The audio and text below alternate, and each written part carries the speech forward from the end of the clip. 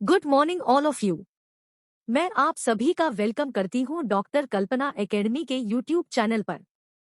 Question 1, permafrost के पिघलने से उत्पन्न चिंताओं और इस दिशा में आवश्यक उपायों की चर्चा की गई है। क्वेश्चन 2, परमाफ्रॉस्ट और हिमनदों के पिघलने से अप्रत्याशित समस्याएं उत्पन्न हो सकती हैं। चर्चा कीजिए। क्या है परमाफ्रॉस्ट? परमाफ्रॉस्ट अथवा स्थायी तुषारभूमि वह मिट्टी है जो 2 वर्षों से अधिक अवधि से 0 डिग्री सेल्सियस 32 डिग्री F से कम तापमान पर जमी हुई अवस्था में है। परमाफ्रॉस्ट मिट्टी में पत्तियां, टूटे हुए वृक्ष आदि के बिना क्षय हुए पड़े रहते हैं। इस कारण यह जैविक कार्बन से समृद्ध होती है। जब मिट्टी जमी हुई होती है तो कार्बन काफी हद तक निष्क्रिय होता है, लेकिन जब परमाफ्रॉस्ट का ताप बढ़ता है तो सूक्ष्मजीवों की गतिविधियों के कारण कार्बनिक पदार्थ का अपघटन तेजी से बढ़ने लगता है। फलस्वरूप वातावरण में कार्बन की सांद्रता बढ़ने लगती है। ऐसा ध्रुवीय क्षेत्रों, अलास्का, कनाडा और साइबेरिया जैसे उच्च अक्षांशीय अथवा पर्वतीय क्षेत्रों में होता है, जहां ऊष्मा पूर्णतः मिट्टी की सतह को गर्म नहीं कर पाती है। ये स्थायी रूप से जमे हुए भूमि क्षेत्र मुख्यतः उच्च पर्वतीय क्षेत्रों और पृथ्वी के उच्च अक्षांशों, उत्तरी और दक्षिणी ध्रुवों के निकट में पाए जाते हैं। परमाफ्रॉस्ट पृथ्वी के एक बड़े क्षेत्र को कवर करते हैं। उत्तरी गोलार्ध में लगभग 1/4 भूमि में परमाफ्रॉस्ट मौजूद है। यद्यपि ये भूमि क्षेत्र जमे हुए होते हैं, लेकिन आवश्यक रूप से हमेशा ये बर्फ से ढके नहीं होते। परमाफ्रॉस्ट पर जलवायु परिवर्तन का प्रभाव। आर्कटिक में वायु के बढ़ते तापमान से परमाफ्रॉस्ट का गलन प्रारंभ होने से कार्बनिक पदार्थ विघटित होकर कार्बन को ग्रीनहाउस गैसों कार्बन डाइऑक्साइड और मीथेन के रूप में वायुमंडल में उत्सर्जित कर देते हैं। जलवायु परिवर्तन के कारण परमाफ्रॉस्ट क्षेत्रों में वैश्विक तापमान की दर 20वीं सदी के तापमान से 3.5% अधिक है, जिससे बर्फ पिघलने की गति में वृद्धि हो रही है। उत्तरी गोलार्ध में स्थित कई स्थान परमाफ्रॉस्ट पर बसे हुए हैं। परमाफ्रॉस्ट जमी अवस्था में एक मजबूत आधार के रूप में कार्य करता है, परंतु वैश्विक तापन से इसके पिघलने के कारण घरों, सड़कों तथा अन्य बुनियादी ढांचे के नष्ट होने का खतरा बढ़ गया है। जब परमाफ्रॉस्ट जमी अवस्था में होता है तो मृदा में मौजूद जैविक कार्बन का विघटन नहीं हो पाता है, परंतु जब परमाफ्रॉस्ट पिघलता है तो सूक्ष्म जीवाणु इस सामग्री को विघटित करना शुरू कर देते हैं, जिससे कार्बन डाइऑक्साइड और मीथेन जैसी ग्रीनहाउस गैसें वायुमंडल में मुक्त होती है। अवसंरचना के लिए हानिकारक। परमाफ्रॉस्ट के पिघलने से न केवल प्राकृतिक बल्कि मानवनिर्मित अवसंरचना के भी अस्थिर होने का खतरा बना रहता है। सतह के अस्थिर होने से भूस्खलन, भूकंप तथा बाढ़ जैसी प्राकृतिक आपदाएं आ सकती हैं, जिससे सड़कें, रेलवे लाइनों, भवनों, विद्युत संयंत्रों और गैस पाइपलाइन जैसे प्रमुख बुनियादी ढांचों को नुकसान होता है। इससे स्थानीय लोगों के घरों के साथ साथ आर्कटिक जानवरों के निवास स्थल और उनके अस्तित्व पर भी खतरा मंडराने लगता है। परमाफ्रॉस्ट का पिघलाना, समस्या और समाधान। विश्व की लगभग 90% आबादी उत्तरी गोलार्ध में निवास करती है, जहां अधिकांश आबादी उष्णकटिबंधीय और उपोष्णकटिबंधीय क्षेत्रों में संकेंद्रित है। वैश्विक तापमान में हो रही वृद्धि इन क्षेत्रों को काफी अधिक प्रभावित कर सकती है। पृथ्वी एक गंभीर संकट का सामना कर रही है। वैश्विक स्तर पर तापमान में लगातार वृद्धि दर्ज की जा रही है।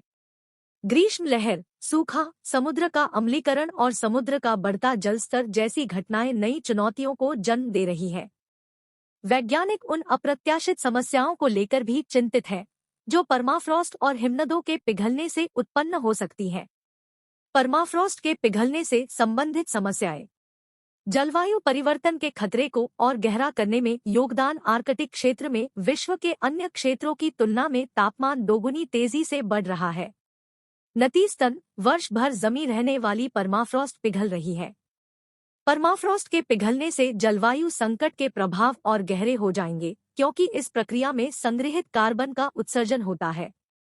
इसी प्रकार समुद्री बर्फ और भूमि को ढकने वाली बर्फ की चादरों का पिघलना तापमान में वृद्धि की गति को तेज करेगा, क्योंकि बर्फ में जल की तुलना में अधिक एल्बिडो होता है। उष्णकटिबंधीय चुनौतियां उच्च अक्षांशों में देखने को मिल सकती हैं, जो बीमारियां आमतौर पर भूमध्यरेखीय बेल्ट को प्रभावित करती है। उनका प्रसार अब उच्च अक्षांशों की ओर हो रहा है। मच्छर, किलनी, टिक्स, और अन्य कीट इनमें से कई रोगों के प्रसार के वाहक हैं। वेस्ट नाइल वायरस WNV, जिसका पहला मामला वर्ष 1999 में सामने आया था, प्रत्येक वर्ष संयुक्त राज्य अमेरिका में सैकड़ों मौतों का कारण बनता है। बढ़ते तापमान के साथ आर्कटिक के कुछ हिस्सों सहित कनाडा में वेस्ट नील वायरस की उपस्थिति अधिकाधिक सामान्य होती जा रही है। जूनोटिक या पशुजन्य रोगों की व्यापकता बढ़ते तापमान के कारण बत्तख और कलहंस जैसे जंगली पक्षियों के पर्यावासों में भी बदलाव आ रहा है, जो प्रायः एवियन फ्लू के वाहक होते हैं। रूस में पक्षियों से मनुष्यों में H5N8 एवियन फ्लू के संक्रमण का पहला मामला दर्ज होने के साथ इस खतरे की पुष्टि भी हो गई है।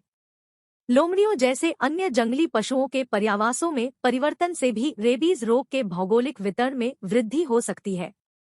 विषाणुओं और जीवाणुओं में बढ़ोतरी, परमाफ्रॉस्ट के पिघलने और बर्फ के पिघलने से विषाणुओं और जीवाणुओं के उभार को लेकर भी वैज्ञानिक समुदाय चिंतित है। वर्ष 2016 के ग्रीष्म में साइबेरिया के एक सुदूर हिस्से में एंथ्रेक्स के प्रकोप ने इस चिंता को बल दिया था।